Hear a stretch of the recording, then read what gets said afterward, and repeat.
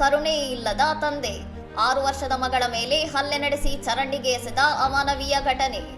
ಉತ್ತರ ಪ್ರದೇಶದ ಸುಲ್ತಾನಪುರದಲ್ಲಿ ವ್ಯಕ್ತಿಯೊಬ್ಬ ತನ್ನ 6 ವರ್ಷದ ಮಗಳ ಮೇಲೆ ಸಾರ್ವಜನಿಕವಾಗಿ ಹಲ್ಲೆ ನಡೆಸಿ ಬಲವಂತವಾಗಿ ಚರಂಡಿಗೆ ಎಸೆದಿರುವ ಆಘಾತಕಾರಿ ವಿಡಿಯೋ ಸಾಮಾಜಿಕ ಜಾಲತಾಣಗಳಲ್ಲಿ ವೈರಲ್ ಆಗಿದೆ. ಮಗುವಿನ ಮೇಲೆ ತಂದೆ ನಡೆಸಿದ ಈ ಅಮಾನವೀಯ ದೌರ್ಜನ್ಯದ ದೃಶ್ಯಗಳು ಸಾಮಾಜಿಕ ಮಾಧ್ಯಮಗಳಲ್ಲಿ ಹರಿದಾಡುತ್ತಿದ್ದಂತೆ ಸಾರ್ವಜನಿಕರ ತೀವ್ರ ಆಕ್ರೋಶಕ್ಕೆ ಕಾರಣವಾಯಿತು.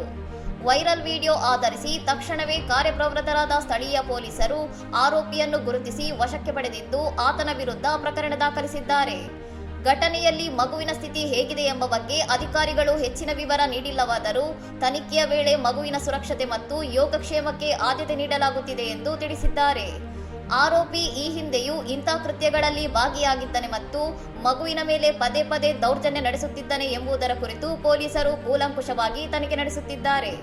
ಮಕ್ಕಳ ಮೇಲಿನ ಇಂತಹ ದೌರ್ಜನ್ಯಗಳನ್ನು ಗಂಭೀರವಾಗಿ ಪರಿಗಣಿಸಿರುವ ಉತ್ತರ ಪ್ರದೇಶ ಪೊಲೀಸರು ಈ ಪ್ರಕರಣದಲ್ಲಿ ಸೂಕ್ತ ಸಾಕ್ಷ್ಯಗಳನ್ನು ಸಂಗ್ರಹಿಸಿ ಆರೋಪಿಯ ವಿರುದ್ಧ ಕಾನೂನು ಪ್ರಕಾರ ಕಠಿಣ ಕ್ರಮ ಕೈಗೊಳ್ಳುವುದಾಗಿ ಭರವಸೆ ನೀಡಿದ್ದಾರೆ.